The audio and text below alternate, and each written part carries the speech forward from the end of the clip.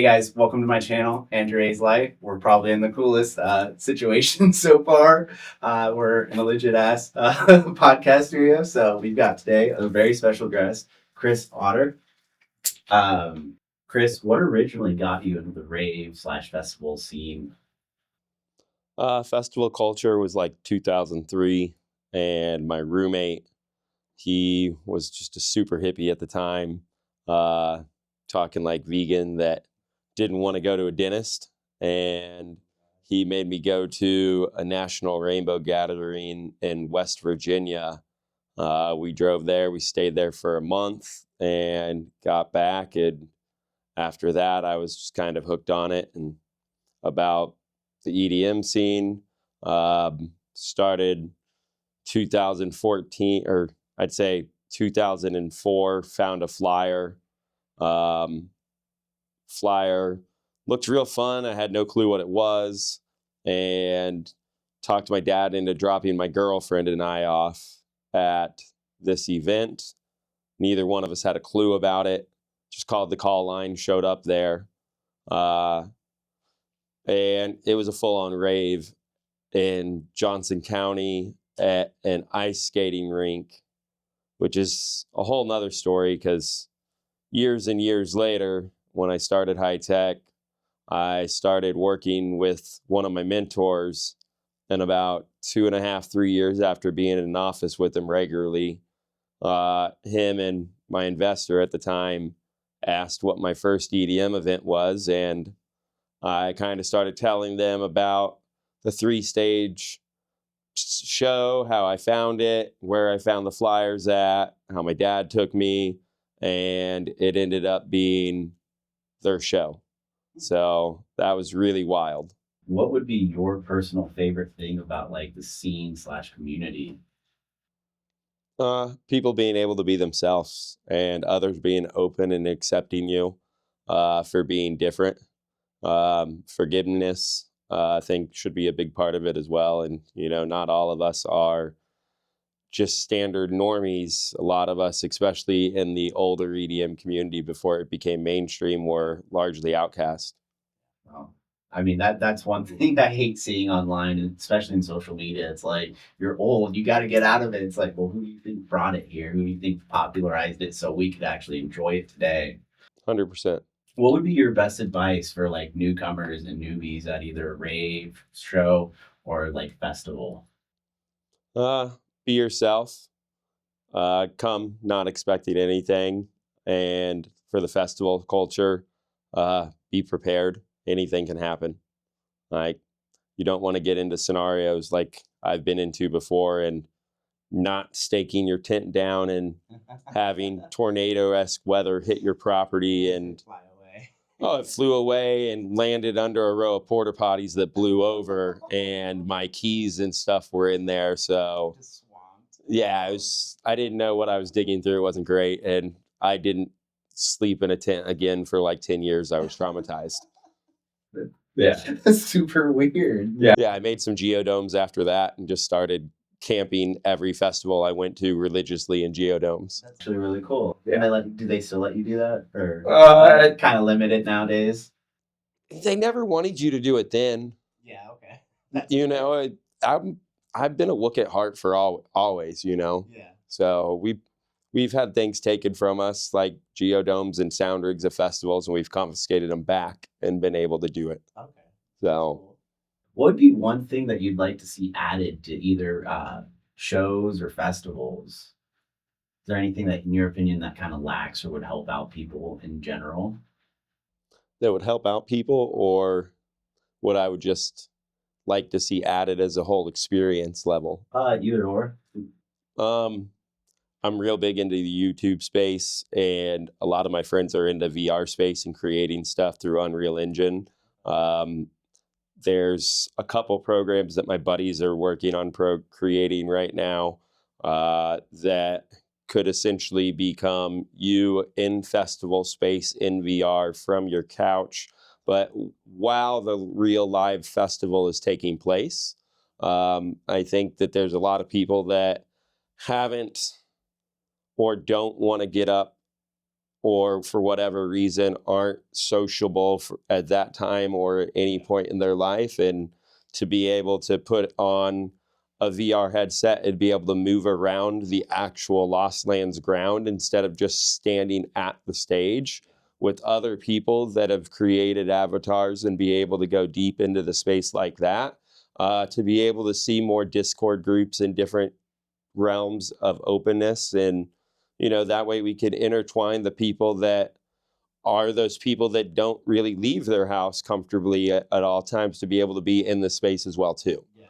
There's some same companies are started doing venues, VR spaces and venues in Austin recently. So there's, some movement in that space, but it's just a big time frame and push for it. That would help out, people with like ADA requirements or something like that. Because like we went to Electric Forest last year. That's one of the festivals we try and go to every year now since we've experienced it. And we were actually amazed at the amount of people who like showed up in either electric carts or motorized wheelchairs. And they had the support, they reached out, but then even once they got onto site, they were actually quite limited. It got to the point where like we were in Effortless Maplewoods Electric Forest, which is kind of like the camping experience at Dance Festopia. But everyone else gets to be out in the fields where they get a good life. But with them, they actually had like steal power because they weren't even allowed to like charge There's up no their charging cars. stations at your own site. And so they just had to like go behind the fences while workers weren't watching, ran their own extension cord. Thankfully they found that, otherwise she would have been completely immobilized. Yeah, that's a whole nother side of the festival spectrum, is just having to have more things to help the ADA outline be able to. I've had 40 broken bones now, and one of them put me in a knee roller for 2 years, and it really helped me start realizing the issues that we had at some of the venues that we worked with. So at that point, I started, trying to deal with it. But I think a lot of teams don't have people that think in that kind of mindset with them as much. It's also kind of just like the lack of, there's a lot of groups that say like the best way of like getting essentially, I don't know how to word this right actually. Casey Tennants used to say it's like your power comes from within. So essentially, like the people who are most affected, you should essentially give them the venue to like explore it, so that way they can give you that feedback. 100%. And so no, that's actually really awesome and unique. I've never actually thought of that. One of the first types of media I started doing was like POV ASMRs, because like we're both on the spectrum, and that was actually one of my first 12 years ago when I got into the scene, was just like, how overwhelming is it? How many people are running something and can be uncontrollable? Just like the concept and fear of kind of kept me out of it for part of my life. And then I worked through some things and then, pushed myself and was like, oh, well, it isn't as bad as long as I approach it the right way. And one of my favorite YouTubers right now is like a point of view ASMR video, and it's Will Survives. Yeah, I love those. Yes, it's great. His cuts are just so quick and they move so fluidly and fast, and it's just like, oh, there's new. I love it. He's had some unfortunate events though. Recently, yeah, all the different properties he built and stuff, and then I've seen him on TikTok, but he quit. I think I've seen him. Yeah, he's active out there. He's in Virginia, I think, right now doing YouTube mainly. Good. Okay. Well, at least he's still. Yeah, on. it's great. I've never thought about the VR thing. That would actually be amazing. So that's actually really cool that you're doing that. Or you. Another random thing for you too is I started the Electric Forest Renegade stages. Oh yeah. So like year 1 through 4, I was the guy who was bringing in and sneaking in the big sound rigs and booking all the guys to come down. And year 4, I got arrested on the way up there. I got out, went back up through my stage. They confiscated my gear. I took my gear back from them, set up the Geodome in the stage again, and then told them I would like to get paid to come back. And then they just booked the RVs after that. And we're like, come on in. You guys pay for your own staging. Yeah, it's wild. Yeah, no. Okay. I know this one probably might not be like a good question for you because you've been to so many things, but like you could just say like your top 3 or something like that. But like Chris, what would be one of the best shows or artists that you've seen throughout your entire experience? Or you can list a top few or One of the best events I've been to recently was January in Tulum, going to Zamna Festival. It's just, I've been to things and worked with companies like Tomorrow World, Mysteryland, EDC Vegas, is you name it. But what they're doing down there in January for Zamna Festival, which is around all the afterlife stuff, there's nowhere else in the world that's creating a month-long event like what they're doing. Just all night long till 11 a.m. If 25,000 people out there, and if the crowd's still going 11 a.m., they're going to keep the sets going, and then stuff dies down by noon, 1 o'clock, and you sleep, you wake up, you go to an afternoon beach party until 11, 12 o'clock, and then you go back and you do it again. And it's just straight a month straight. And they have a 5 to 8,000 person stage, a 10 to 15,000, and a 15 to 25,000 person stage. And every 3 to 4 days, they're redoing the stage designs and making it so you're coming in as like a new festival every weekend. Yeah, how does like ticketing and Each one of the events becomes different ticketing setup, so it could get kind of expensive, but I've traveled and been to festivals all over the world now, and reality for me is I've learned like I would rather save money and have one really astronomically amazing experience versus hitting 10 or 15 festivals or even 5 festivals a year. I can go to Lost Lands and EF and go to Coachella's and EDC's, but none of it compares to being able to wake up on the beach the next morning and hang out with your friends on the beach and being able to go and just actually rave until the sun rises again. And it's not a thing that we get to do for a month straight in the States. I mean, yeah, there's so many noise ordinances, even if you're out in the countryside. Yeah. So it can get pretty restrictive. Yeah. Which leads us to the next question. With the world experience, there between like Europe and America and Asia, there's a lot of like variances or viewpoints on what a rave is. What would you define a rave typically here in the United States? I think the definition of rave has changed throughout the years. To me, if you're going to an electronic music event, you're at a form of a rave. It may not be the underground or the call line or the illegal outline. Those are still here though. And, you got to look to find them, and a lot of times be deep within communities to find them, or trusted circles. But the reality for me is like the person who's 18 to 21, 23 that's never been to an EDM event for their first time, they're probably calling it a rave. And who am I to sit there and say this isn't a rave? Like we're supposedly in a culture that doesn't judge people for being different unless they cross lines. And there's nothing wrong with you thinking that you're going out to an electronic music and event and calling it a concert or a rave. Doesn't really hurt anybody. And I'm not trying to get ageism on it either. Yeah, absolutely. Like, Well, and then what would you say? Is there a huge difference between festivals in Europe and then here in the United States, or when it comes to EDM? man, I do a lot of the Central America festivals in Mexico, and it's a huge difference. What we're doing here, the noise ordinance, the stages, the production, all the time it's over the top. And a lot of other areas, they're going back and doing a lot of basic breakdown productions or more organic stuff with wood. And the production aspect is just totally different. Like, I've been going to Envision Festival in Costa Rica for 10 years now, and I wouldn't trade the world for that over one event in the United States. Yeah. Like, it's just what you're seeing, what their designs, how the staff is building things, the tools they're using, the heavy machinery, it's all different. A lot of these events are just going out there and building hand up, and didn't have giant heavy machineries or cranes, and now all of a sudden I'm seeing a 70-foot tall stage. Yeah. Like, that's crazy to think about with manpower alone. Yeah. Okay. Perfect.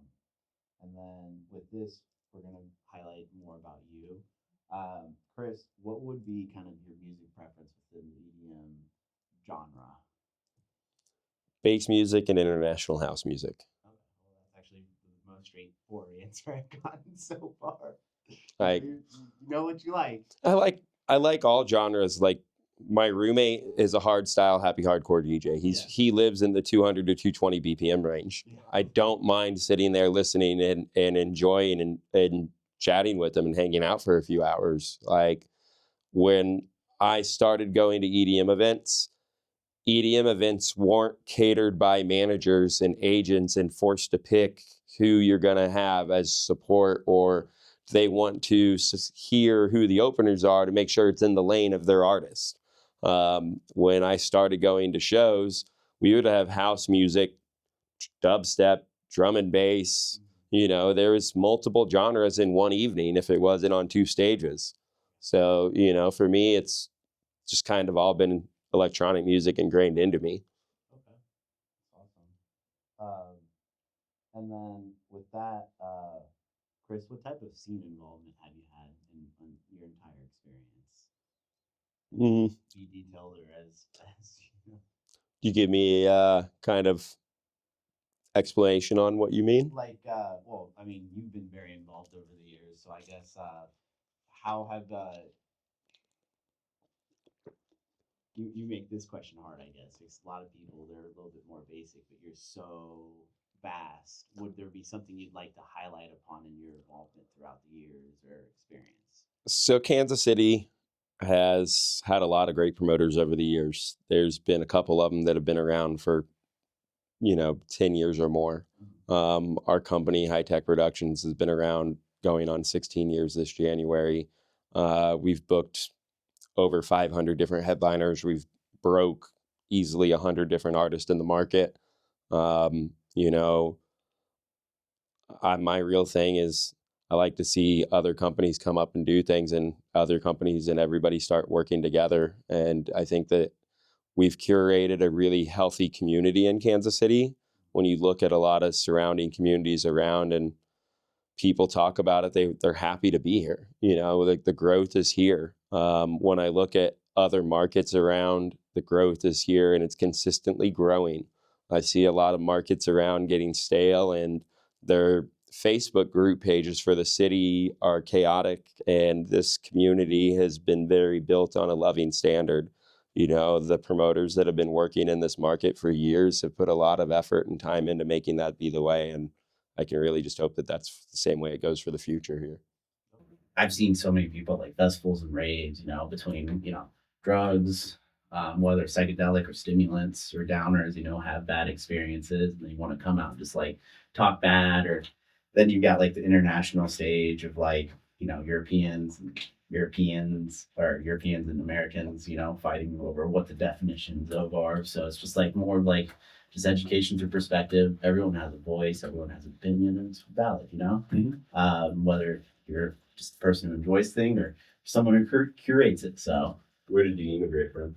Colombia, South America. Okay. Yeah, I was born in Cali, Colombia, and then I spent my first 4 or 5 years in Bogota. I came up here to Lawrence, Olathe, Overland Park. Cleveland, Missouri was my high school years, and then I've been pretty much in Belton since I was 19 or something. So about 29 now. So Dylan and I had a podcast it's what he was mentioning earlier, and that we were covering all of Kansas City's EDM history. yeah, And we went from, what was it, Dylan, like 1996 to 2005 or something before that studio got shut down. Yeah. Shout out to Skate Pod Radio. And Peter. Yeah. Kaufman for forgetting our records. we wanted to redo it, but we interviewed 6 or 7 different promoters, and like getting a hold of dudes that are 55 years old and 60 years old that have full scale businesses, families, and all that, and live all the way across the country now, or like we had one episode where we brought in 2 promoters that had huge feud against each other that were like back in the day calling the cops on each other's parties and like cutting the power on each other's parties. Yeah. And like, I knew the history of it. So I was like, let's sit you guys in the room and talk about it now. Some chaotic, Yeah. right? Yeah. Then we Or wanted chaotic good. we Or wanted to take it to different markets and do like New York City history and then different things like that. And then I started touring really heavily and it just kind of fell into the woodwork. So I'm stoked to see somebody else just trying to figure out more stuff in there. No, I appreciate it. And Logan had his too. What is Logan still doing his? Logan is not doing his, but also shout out to the Electric Punch podcast. Yeah. If you want to see a bunch of like interviews with like local DJs, okay. it's called whatever I just said, Electric Punch podcast. Okay. Yeah, he was doing it for like a good year and a half. But he had like people like Stu come on. Yeah. He had a bunch of DJs. I like Laura. But we've had interesting times there for sure. Everybody. Yeah. Yeah, you're either a club person or you're not. Yeah. It's just the And reality. it's and you know, honestly, since my first experience like 8-9 years ago, to comparison to like last 2 years that we've been going pretty heavily, like night and day difference, 100%, no yeah. doubt. But all right, guys. Well, once again, thanks for tuning into my channel, Andre's Life. Huge round of applause for Chris joining us today. And then please like, follow, and subscribe if you can. And spread the word, guys. That's it. Peace, love, unity, respect, and the double responsibility. Have a good day. That's probably good enough.